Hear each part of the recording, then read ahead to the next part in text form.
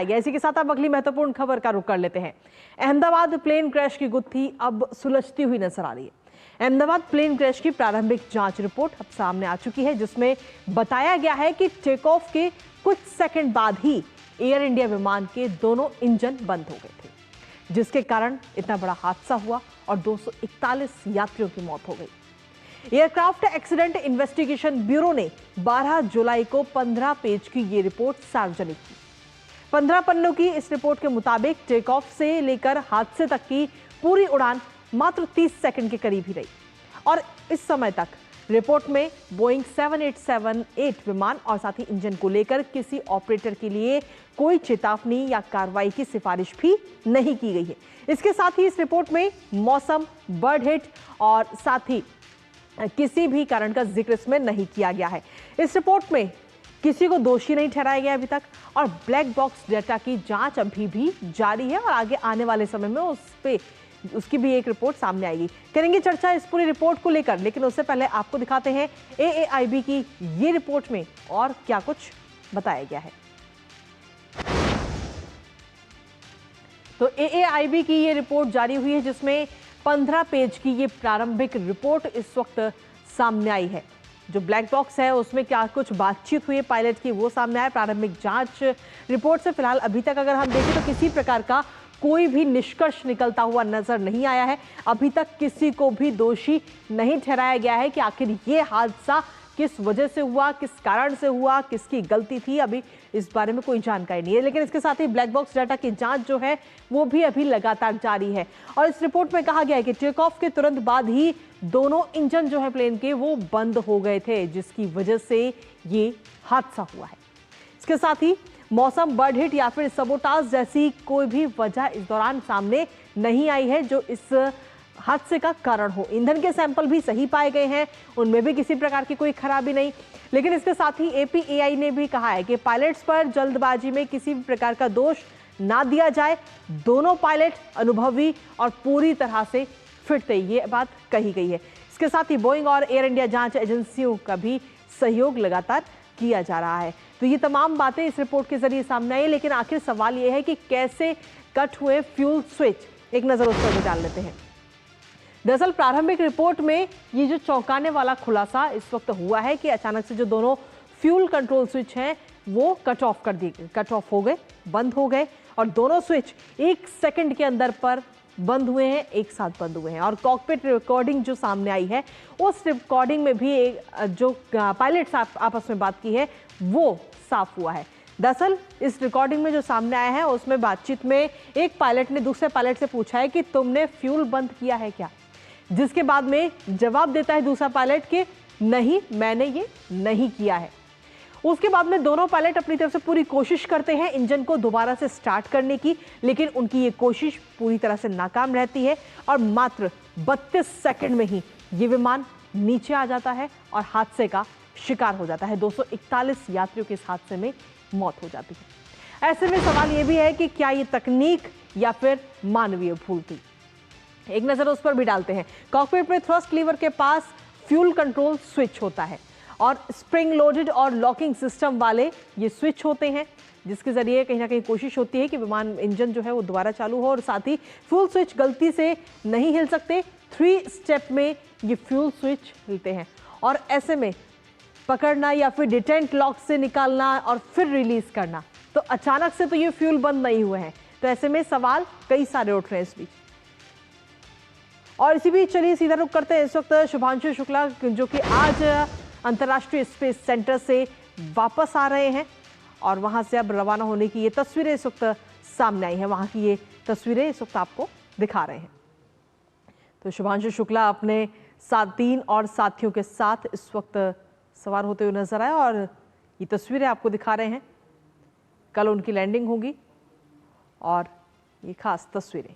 And you just heard some conversation there about configuring the big loop. The big loop is a central communications loop for all teams supporting the operational activities today. So it's one central. Dragon Houston on Space to Ground 2. Heads up, we are still in hardline audio config. Stand by for big loop audio config.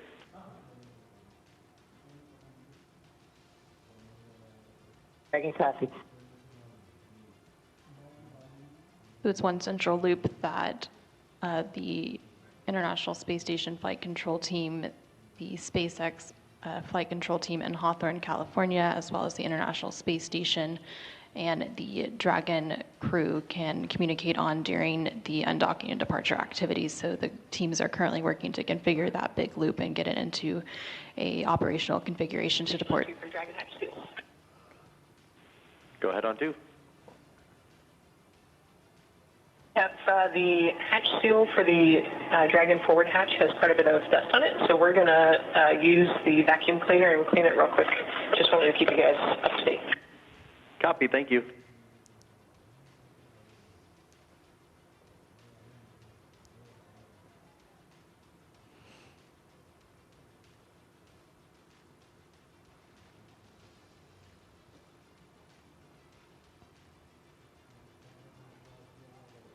And you just heard some additional communication as they work to prepare for today's hatch closing operations. Again, we are expecting hatch closing to take place in the next 15, 20 minutes or so. The crew continuing to work through procedures to don or put on their spacesuits. And then once that takes place and all 4 Axiom Mission 4 crew members are seated, that hatch close will begin to take place, and that includes both the hatch on the Dragon side as well as the APAS hatch on the space station side. And NASA astronaut Nicole Ayers is on top aboard space station to assist with the Dragon and space station hatch close operations today. And then for undocking, NASA astronaut Anne McClain will be on top to monitor that from the space station.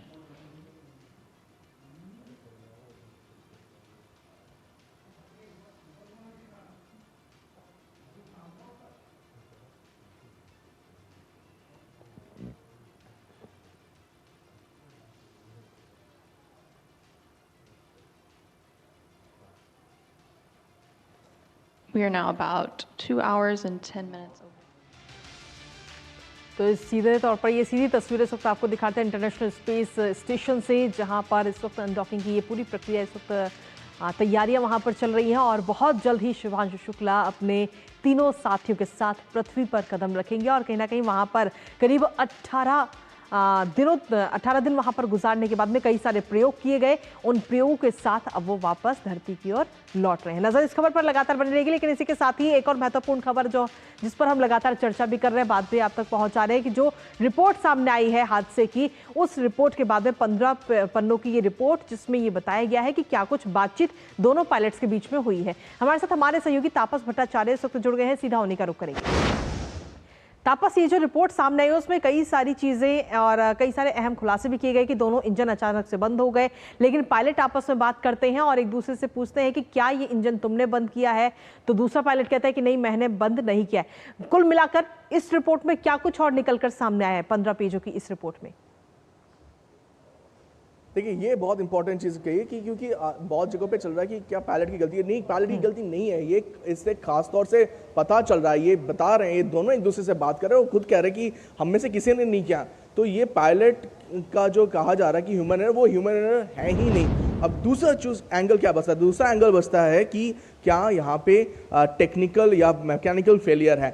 वो होने की संभावना ज़्यादा है, क्योंकि एक 2018 का एक यूएस का एक रिपोर्ट आया था, एक उन्होंने एक एडवाइजरी एक तरह से दी थी। उसमें कहा गया था कि ये जो ऑन ऑफ वाला स्विच का है, ये जब प्लेन चले तो एयरलाइंस जो है इसको भी एक बार चेक कर ले। ये 2018 में एक उन्होंने निकाली थी एक एडवाइजरी टाइप की। तो क्या एयर इंडिया या बोइंग ने इसको चेक किया था जब ये प्लेन चलने वाला था? ये एडिशनल चेक्स बोलते हैं इसको। एक होता है नॉर्मल चेक, जो आप एक प्लेन के नॉर्मल तरीके से जब चलती है तो उसमें नॉर्मल चेक्स चलाया जाता है, और एक होता है एडिशनल चेक्स जो उसके बाद लिया जाता है। तो ये एडिशनल चेक्स में था, तो ये क्या लिया गया था? नहीं। क्या बोइंग को लगा था जब बोइंग ये बात कर रहा था, तो क्या उन्होंने ये चीज़ें इंडिया से बात की, उन्होंने एयर इंडिया या दूसरे जो एयरलाइन ऑपरेटर्स हैं उनसे बात की कि ये इनको एडिशनल नहीं, इसको मैंडेटरी करना चाहिए। जी। तो ये सब चीज़ें बहुत अहम हो जाती है। और दोनों इंजन जो है इस वक्त क्वारंटाइन किए गए हैं, अलग से रखे गए हैं हैंगर में, और इन पे जांच चल रही है। और ये जांच करीब 1 साल तक चलती है। ICAO जो है इंटरनेशनल एजेंसी है जो एक कहता है कि मापदंड का, तो ये 1 साल तक ये जांच चलती है। उसके मतलब मैक्सिमम उनको 1 साल तक उनका एक वो होता है, तो 1 साल के अंदर रिपोर्ट आनी होती थी। ये प्रिलिमिनरी रिपोर्ट है, पहली बात। दूसरी ये है कि जो फाइनल रिपोर्ट और प्रिलिमिनरी रिपोर्ट में अंतर होता है। ये प्रिलिमिनरी रिपोर्ट जो थी, ये रिपोर्ट भी नहीं, इसको एक तरह से इन्होंने एक डिटेल, अगर आप पढ़े पूरी 15 पेज की जो ये रिपोर्ट है, अगर आप देखें तो उसमें इन्होंने डिटेल दिया कि कब से क्या क्या क्या हुआ, जो एक सीक्वेंस ऑफ इवेंट है वो दी गई थी। अंत में इन्होंने कहा कि इस पे अभी कोई कार्रवाई नहीं कर सकते, कोई इसमें ऐसा कुछ नहीं है जिसमें हम लोग किसी चीज को रोके। इनफैक्ट उन्होंने ये भी कहा कि इसमें इंजन को रोक नहीं सकता, अभी इसमें ऐसा कुछ नहीं है कि इंजन खराब है या इंजन के ऊपर कुछ सवाल या निशान है, ऐसा भी उन्होंने नहीं कहा। तो अभी फाइनल रिपोर्ट जब तक नहीं आती तो कोई भी ऐसी अफवाह या ऐसी खबर से बचना बहुत इंपॉर्टेंट है। चलिए, बहुत बहुत शुक्रिया तापस, तमाम जानकारी और अपडेट्स हमारे साथ साझा करने के लिए, इस खबर से जुड़ी हुई। तो पूरे इस हादसे को लेकर की ये शुरुआती जो रिपोर्ट है वो इस वक्त सामने आ चुकी है। हालांकि अभी पूरी जांच इस पूरे हादसे को लेकर अभी भी जारी है और देखना होगा कि इस जो जांच अभी चल रही है उस जांच में इस हादसे के पीछे क्या कुछ कारण निकलकर सामने आता है। नजर इस खबर पर लगातार बनी रहेगी।